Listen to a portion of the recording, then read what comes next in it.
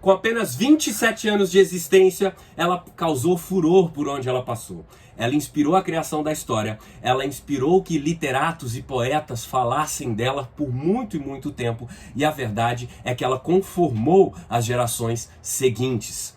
Essa musa inspiradora aqui em questão não é uma mulher fatal, não. É uma guerra, essa sim, bastante fatal.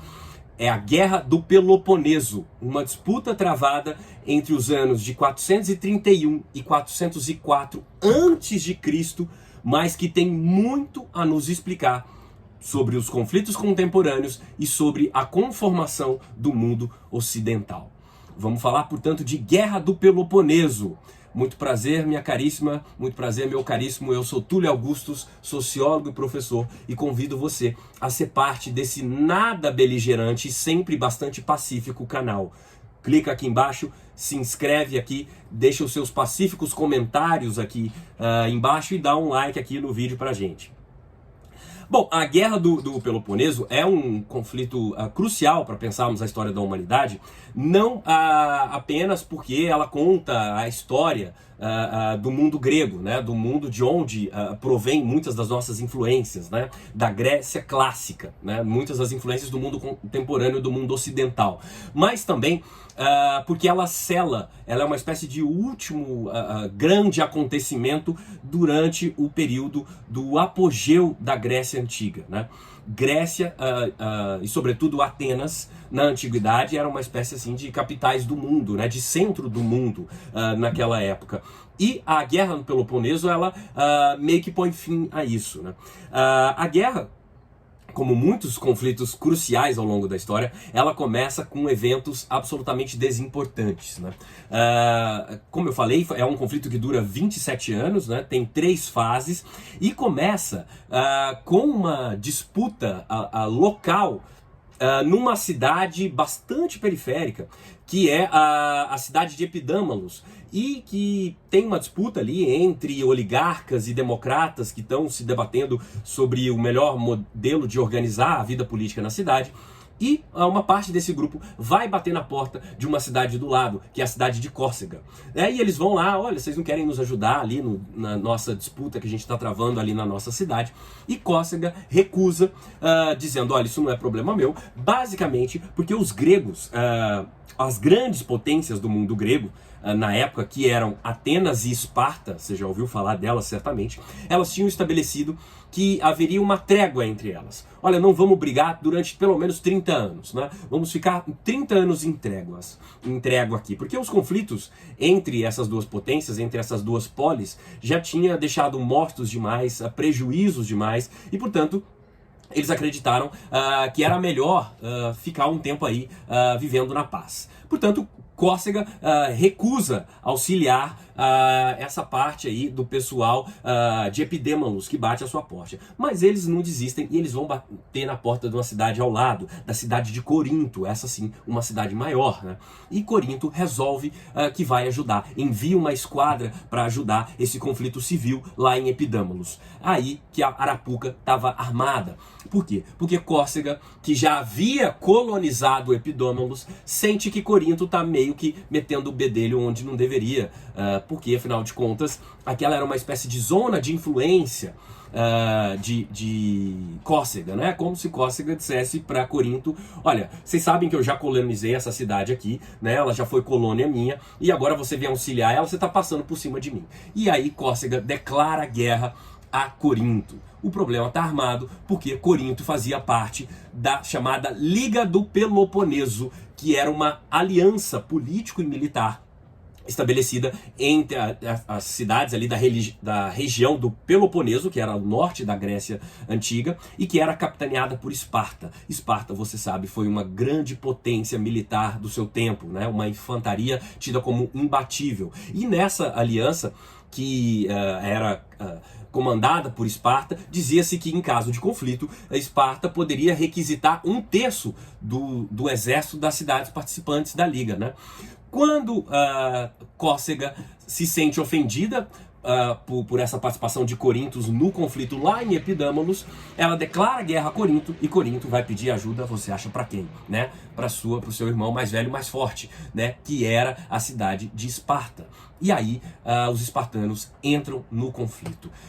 Acontecia na época havia na época a chamada Liga do Peloponeso, que era essa aliança. Do outro lado do mundo grego havia a chamada Liga de Delos, que era capitaneada pela outra grande polis, que era Atenas, né? A Liga de Delos, que inicialmente levava esse nome porque se reunia nessa ilha, era formada por centenas de cidades ligadas ao mar, ao oceano. Muitas dessas cidades estão hoje na região da Turquia. E que era uma potência naval, né? Essas cidades meio que pagavam tributos para Atenas, né? Então você tinha duas alianças, né? No momento em que Esparta entra para auxiliar Córcega, a Liga do Peloponeso entra em cena nessa disputa que era inicialmente pequena. E aí Atenas se vê pensando, eu entro para ajudar a Córcega ou não, né? A Córcega pede ajuda a Atenas, né? E o grande dilema da época, segundo o historiador Tucídides, e é por isso que eu disse que essa guerra inspira o início da história, porque nós temos talvez um dos maiores historiadores de todos os tempos, que é o grego Tucídides, na sua História da Guerra do Peloponeso, é ele que nos conta isso tudo. Ele diz que Atenas hesitou, né? Vou entrar nessa guerra ou não? Se eu entrar, eu corro grande chance de perder territórios, de perder domínio para os espartanos, mas se eu não entrar, eu também entrego de mão beijada o domínio para Esparta dessa região que hoje está sob o meu controle, né? Então, Atenas acaba optando por entrar no conflito, e aí a gente vê esses gatilhos desses sistemas de aliança. Perceba que isso é algo semelhante ao que ocorre na Primeira e na Segunda Guerra Mundiais, aqui já no século XX, né? Quando você tem esse acionamento, né? Uma potência que prometeu por um tratado auxiliar outra em caso de conflito, e uma entra e vai puxando ali esse carretel sem fim de conflitos. É isso que se dá na Guerra do Peloponeso, né? É um conflito demorado, tinha uma característica curiosa, que você tinha os hóplitas, que era uma espécie de soldado cidadão, que não podia ficar mais de 40 dias no campo de batalha. Então o sujeito tá ali guerreando, tá dando 40 dias, você me dá licença, eu vou voltar ali para minha cidade, auxiliar na colheita, conter uma revolta qualquer ali, daqui umas semanas, daqui um mês eu volto, a gente continua a brigar, tá bom? Era mais ou menos assim que acontecia. Então os conflitos eram meio intervalados, isso faz com que a guerra, além, claro, das dificuldades de locomoção, tudo, isso faz com que a guerra demore esses 27 anos aí, né? A infantaria espartana, com seus aliados, era meio que imbatível. Atenas mantinha o domínio nos mares, mas a partir de um momento Atenas é cercada, o muro que é existente em Atenas consegue conter os espartanos por muito tempo ainda, e aí os suprimentos chegavam a Atenas por via marítima, mas num determinado momento os espartanos conseguem ter o domínio das minas de prata, que é de onde vinha La Plata, né, de Atenas. E aí com essa grana eles compram navios e entram nas batalhas navais contra os atenienses, né, contra a Liga de Delos. E a última dessas batalhas, que é uma batalha que chega a reunir 300 navios, consagra Esparta como a vencedora, né? Além das perdas no campo político, no campo econômico, você tem cerca de 1/3 da cidade de Atenas que é dizimada na guerra, né? E o que essa guerra do Peloponeso consagra é, na verdade, esse domínio espartano por sobre o mundo grego. E isso, vamos entender que primeiro essas cidades não se viam como país, né? Cada cidade tinha sua autonomia completa.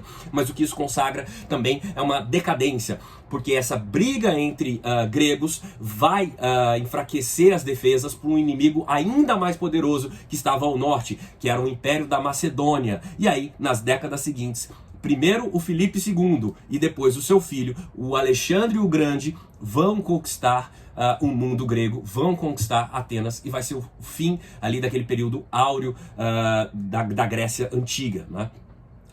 Esse conflito, portanto, explica muito dessa decadência do mundo grego, da decadência do modelo ateniense, e consagra o modelo espartano. É curioso para a gente pensar os conflitos contemporâneos. Tem um cientista político de Harvard que se chama Graham Allison, e ele escreveu num livro, ele criou um conceito que é a chamada armadilha de Tucídides, né, em referência a esse historiador que eu fiz menção, né? E ele diz que a armadilha de Tucídides é quando você tem duas duas potências com conflito em potencial, uma potência consagrada e outra potência em ascensão. E você tem a possibilidade ou não dessa potência consagrada entrar em guerra para tentar conter o avanço dessa potência em ascensão. Foi o que aconteceu lá na Guerra do Peloponeso, né? Atenas ficava hesitante entre entrar em guerra ou não para tentar conter o avanço de Esparta. É mais ou menos o que a gente vê hoje